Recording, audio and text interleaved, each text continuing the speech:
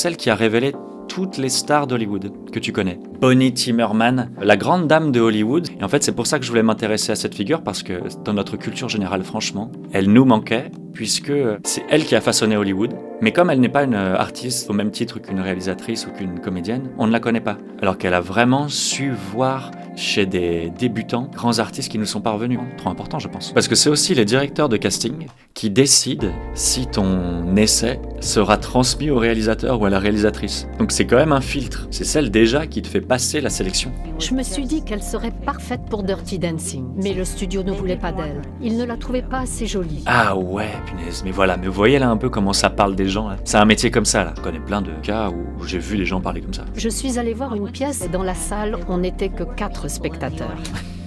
Je connais, bienvenue dans mon monde. Non.